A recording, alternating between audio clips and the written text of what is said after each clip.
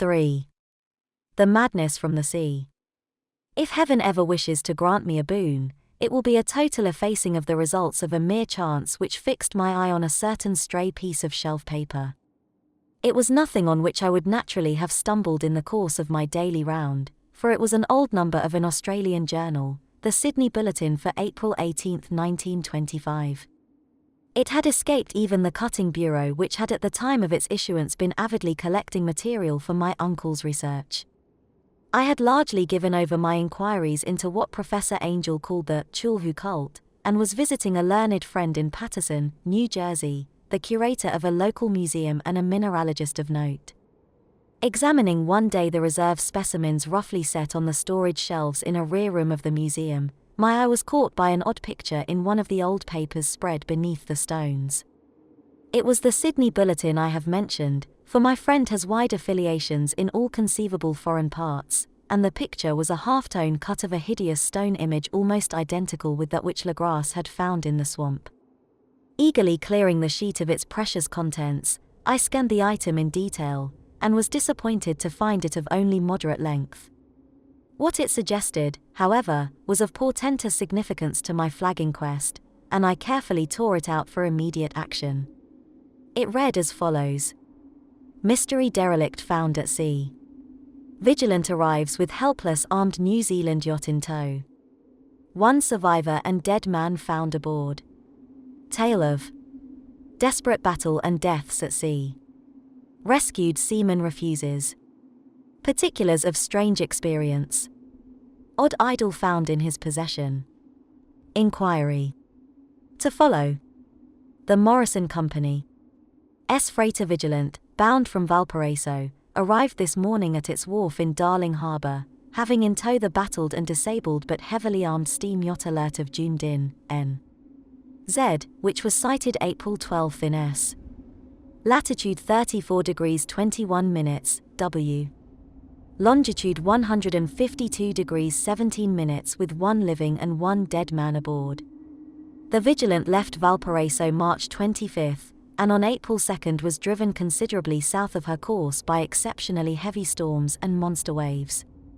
On April 12 the derelict was sighted, and though apparently deserted, was found upon boarding to contain one survivor in a half-delirious condition and one man who had evidently been dead for more than a week.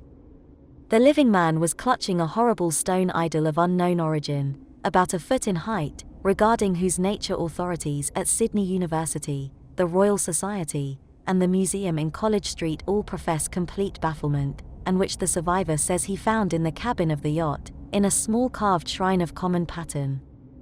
This man, after recovering his senses, told an exceedingly strange story of piracy and slaughter. He is Gustav Johansen, a Norwegian of some intelligence, and had been second mate of the two-masted schooner Emma of Auckland, which sailed for Callao February 20 with a complement of 11 men. The Emma, he says, was delayed and thrown widely south of her course by the great storm of March 1, and on March 22, in S. Latitude 49 degrees 51 minutes, W. Longitude 128 degrees 34 minutes, encountered the Alert, manned by a queer and evil-looking crew of kanokas and half-castes. Being ordered peremptorily to turn back, Captain Collins refused, whereupon the strange crew began to fire savagely and without warning upon the schooner with a peculiarly heavy battery of brass cannon forming part of the yacht's equipment. The Emma's men showed fight, says the survivor, and though the schooner began to sink from shots beneath the waterline, they managed to heave alongside their enemy and board her, grappling with the savage crew on the yacht's deck, and being forced to kill them all, the number being slightly superior, because of their particularly abhorrent and desperate though rather clumsy mode of fighting. 3 of the Emma's men, including Captain Collins and First Mate Green, were killed, and the remaining 8 under Second Mate Johansen proceeded to navigate the captured yacht, going ahead in their original direction to see if any reason for their ordering back had existed. The next day, it appears, they raised and landed on a small island, although none is known to exist in that part of the ocean, and 6 of the men somehow died ashore, though Johansen is queerly reticent about this part of his story, and speaks only of their falling into a rock chasm. Later, it seems, he and one companion boarded the yacht and tried to manage her, but were beaten about by the storm of April 2nd.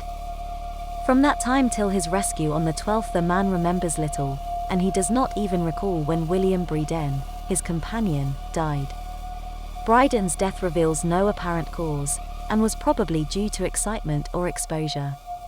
Cable advices from Dunedin report that the Alert was well known there as an island trader, and bore an evil reputation along the waterfront. It was owned by a curious group of half-castes whose frequent meetings and night trips to the woods attracted no little curiosity, and it had set sail in great haste just after the storm and earth tremors of March 1st. Our Auckland correspondent gives the Emma and her crew an excellent reputation, and Johansen is described as a sober and worthy man. The Admiralty will institute an inquiry on the whole matter beginning tomorrow, at which every effort will be made to induce Johansen to speak more freely than he has done hitherto. This was all, together with the picture of the hellish image, but what a train of ideas it started in my mind. Here were new treasuries of data on the Cthulhu cult, and evidence that it had strange interests at sea as well as on land. What motive prompted the hybrid crew to order back the Emma as they sailed about with their hideous idol? What was the unknown island on which 6 of the Emma's crew had died, and about which the mate Johansen was so secretive? What had the Vice Admiralty's investigation brought out, and what was known of the noxious cult in Dunedin? And most marvelous of all, what deep and more than natural linkage of dates was this which gave a malign and now undeniable significance to the various turns of events so carefully noted by my uncle? March 1st, our February 28th according to the international date line, the earthquake and storm had come. From Dunedin the Alert and her noisome crew had darted eagerly forth as if imperiously summoned, and on the other side of the earth poets and artists had begun to dream of a strange, dank cyclopean city whilst a young sculptor had moulded in his sleep the form of the dreaded Cthulhu. March 23d the crew of the Emma landed on an unknown island and left 6 men dead, and on that date the dreams of sensitive men assumed a heightened vividness and darkened with dread of a giant monster's malign pursuit, whilst an architect had gone mad and a sculptor had lapsed suddenly into delirium. And what of this storm of April 2nd, the date on which all dreams of the dank city ceased, and Wilcox emerged unharmed from the bondage of strange fever? What of all this, and of those hints of old Castro about the sunken, star-born old ones and their coming reign, their faithful cult and their mastery of dreams? Was I tottering on the brink of cosmic horrors beyond man's power to bear? If so, they must be horrors of the mind alone, for in some way the 2nd of April had put a stop to whatever monstrous menace had begun its siege of mankind's soul. That evening, after a day of hurried cabling and arranging, I bade my host adieu and took a train for San Francisco. In less than a month I was in Dunedin, where, however, I found that little was known of the strange cult members who had lingered in the old sea taverns. Waterfront scum was far too common for special mention, though there was vague talk about one inland trip these mongrels had made, during which faint drumming and red flame were noted on the distant hills. In Auckland I learned that Johansen had returned with yellow hair turned white after a perfunctory and inconclusive questioning at Sydney, and had thereafter sold his cottage in West Street and sailed with his wife to his old home in Oslo. Of his stirring experience he would tell his friends no more than he had told the Admiralty officials, and all they could do was to give me his Oslo address. After that I went to Sydney and talked profitlessly with seamen and members of the Vice Admiralty Court. I saw the Alert, now sold and in commercial use, at Circular Quay in Sydney Cove, but gained nothing from its non-committal bulk. The crouching image with its cuttlefish head, dragon body, scaly wings, and hieroglyphed pedestal, was preserved in the museum at Hyde Park, and I studied it long and well, finding it a thing of balefully exquisite workmanship, and with the same utter mystery, terrible antiquity, and unearthly strangeness of material which I had noted in Legrasse' smaller specimen. Geologists, the curator told me, had found it a monstrous puzzle, for they vowed that the world held no rock like it. Then I thought with a shudder of what old Castro had told Legrasse about the primal great ones. They had come from the stars, and had brought their images with them. Shaken with such a mental revolution as I had never before known, I now resolved to visit mate Johansen in Oslo. Sailing for London, I re-embarked at once for the Norwegian capital, and one autumn day landed at the trim wharves in the shadow of the Edgeberg. Johansen's address, I discovered, lay in the old town of King Harald Hardrada, which kept alive the name of Oslo during all the centuries that the greater city masqueraded as Christiania. I made the brief trip by taxicab, and knocked with palpitant heart at the door of a neat and ancient building with plastered front. A sad-faced woman in black answered my summons, and I was stung with disappointment when she told me in halting English that Gustav Johansen was no more. He had not survived his return, said his wife, for the doings at sea in 1925 had broken him. He had told her no more than he had told the public, but had left a long manuscript of technical matters, as he said, written in English, evidently in order to safeguard her from the peril of casual perusal. During a walk through a narrow lane near the Gothenburg dock, a bundle of papers falling from an attic window had knocked him down. 2 Lascar sailors at once helped him to his feet, but before the ambulance could reach him he was dead. Physicians found no adequate cause for the end, and laid it to heart trouble and a weakened constitution. I now felt gnawing at my vitals that dark terror which will never leave me till I, too, am at rest, accidentally or otherwise. Persuading the widow that my connection with her husband's technical matters was sufficient to entitle me to his manuscript, I bore the document away and began to read it on the London boat. It was a simple, rambling thing, a naive sailor's effort at a post facto diary, and strove to recall day by day that last awful voyage.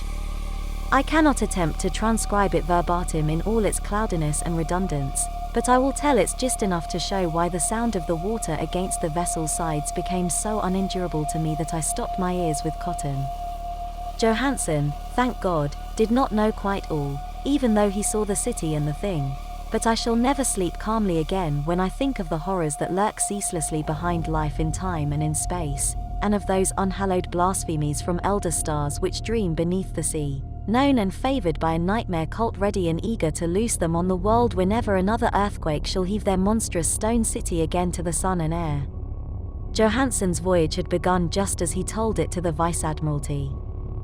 The Emma, in ballast, had cleared Auckland on February 20th, and had felt the full force of that earthquake-born tempest which must have heaved up from the sea bottom the horrors that filled men's dreams. Once more under control, the ship was making good progress when held up by the Alert on March 22nd, and I could feel the mate's regret as he wrote of her bombardment and sinking. Of the swarthy cult fiends on the Alert he speaks with significant horror. There was some peculiarly abominable quality about them which made their destruction seem almost a duty, and Johansen shows ingenuous wonder at the charge of ruthlessness brought against his party during the proceedings of the Court of Inquiry. Then, driven ahead by curiosity in their captured yacht under Johansen's command, the men sight a great stone pillar sticking out of the sea, and in S. Latitude 47 degrees 9 minutes, W. Longitude 126 degrees 43 minutes come upon a coastline of mingled mud, ooze, and weedy cyclopean masonry which can be nothing less than the tangible substance of Earth's supreme terror, the nightmare corpse city of Arlia, that was built in measureless eons behind history by the vast, loathsome shapes that seep down from the dark stars. There lay great Cthulhu and his hordes, hidden in green slimy vaults and sending out at last, after cycles incalculable, the thoughts that spread fear to the dreams of the sensitive and called imperiously to the faithful to come on a pilgrimage of liberation and restoration. All this Johansen did not suspect, but God knows he soon saw enough. I suppose that only a single mountaintop, the hideous monolith-crowned citadel whereon great Cthulhu was buried, actually emerged from the waters. When I think of the extent of all that may be brooding down there, I almost wish to kill myself forthwith. Johansen and his men were awed by the cosmic majesty of this dripping Babylon of elder diamonds, and must have guessed without guidance that it was nothing of this or of any sane planet. Or at the unbelievable size of the greenish stone blocks, at the dizzying height of the great carven monolith, and at the stupefying identity of the colossal statues and bas-reliefs with the queer image found in the shrine on the Alert, is poignantly visible in every line of the mate's frightened description. Without knowing what futurism is like, Johansen achieved something very close to it when he spoke of the city, for instead of describing any definite structure or building, he dwells only on broad impressions of vast angles and stone surfaces, surfaces too great to belong to anything right or proper for this earth, and impious with horrible images and hieroglyphs. I mention his talk about angles because it suggests something Wilcox had told me of his awful dreams.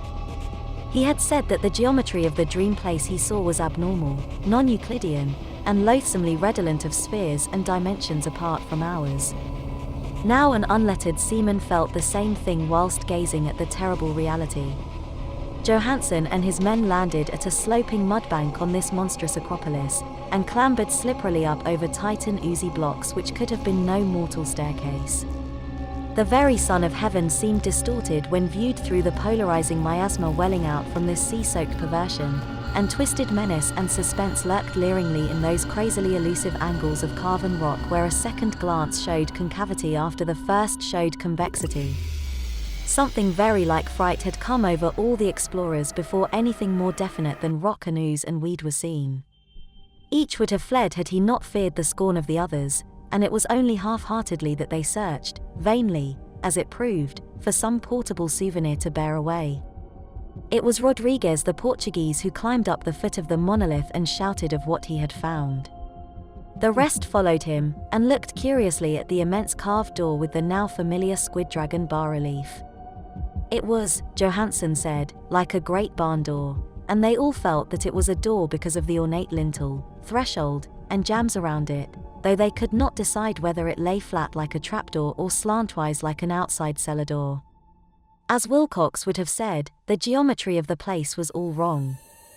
One could not be sure that the sea and the ground were horizontal, hence the relative position of everything else seemed phantasmally variable. Breeden pushed at the stone in several places without result. Then Donovan felt over it delicately around the edge, pressing each point separately as he went.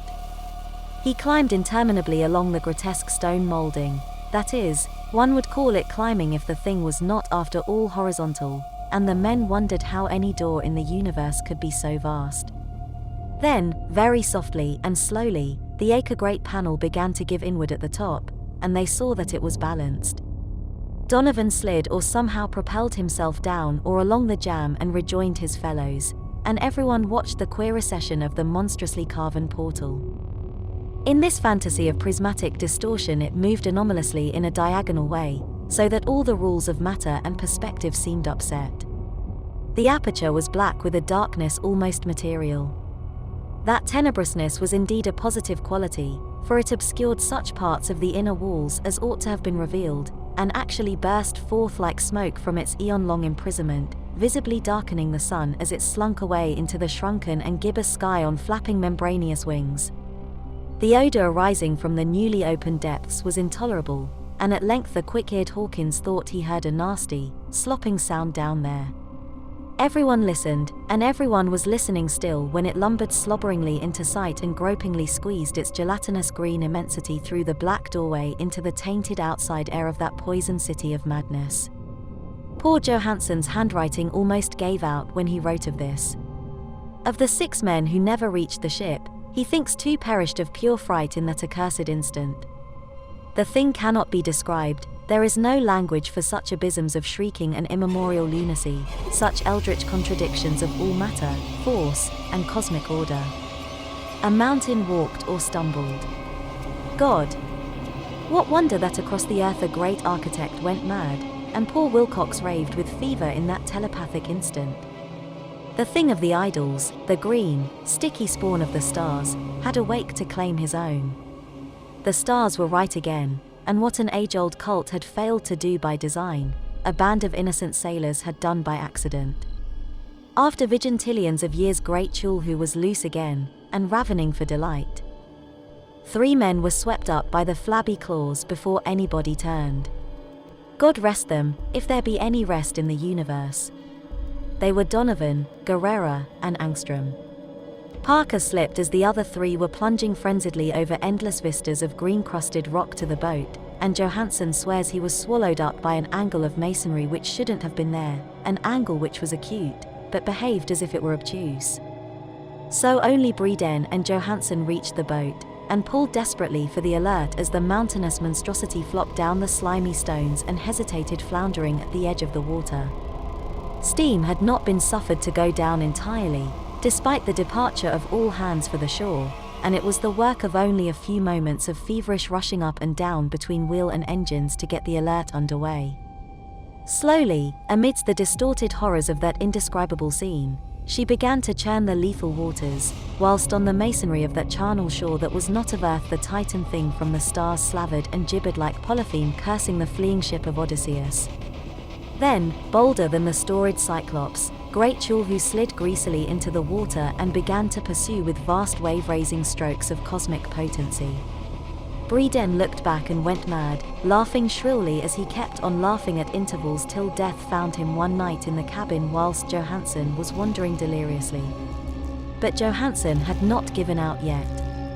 Knowing that the thing could surely overtake the alert until steam was fully up, he resolved on a desperate chance, and, setting the engine for full speed, ran lightning-like on deck and reversed the wheel. There was a mighty eddying and foaming in the noisome brine, and as the steam mounted higher and higher the brave Norwegian drove his vessel head-on against the pursuing jelly which rose above the unclean froth like the stern of a demon galleon. The awful squidhead with writhing feelers came nearly up to the bowsprit of the sturdy yacht, but Johansen drove on relentlessly. There was a bursting as of an exploding bladder, a slushy nastiness as of a cloven sunfish, a stench as of 1,000 opened graves, and a sound that the chronicler would not put on paper. For an instant the ship was befouled by an acrid and blinding green cloud, and then there was only a venomous seething astern, where, God in heaven, the scattered plasticity of that nameless sky spawn was nebulously recombining in its hateful original form, whilst its distance widened every second as the alert gained impetus from its mounting steam. That was all. After that Johansen only brooded over the idol in the cabin and attended to a few matters of food for himself and the laughing maniac by his side. He did not try to navigate after the first bold flight, for the reaction had taken something out of his soul. Then came the storm of April 2nd, and a gathering of the clouds about his consciousness. There is a sense of spectral whirling through liquid gulfs of infinity, of dizzying rides through reeling universes on a comet's tail, and of hysterical plunges from the pit to the moon and from the moon back again to the pit, all livened by a cachinnating chorus of the distorted, hilarious elder gods and the green, bat-winged mocking imps of Tartarus. Out of that dream came rescue, the Vigilant, the Vice-Admiralty Court, the streets of Dunedin, and the long voyage back home to the old house by the Edgeberg. He could not tell, they would think him mad. He would write of what he knew before death came, but his wife must not guess. Death would be a boon if only it could blot out the memories. That was the document I read, and now I have placed it in the tin box beside the bas-relief and the papers of Professor Angel.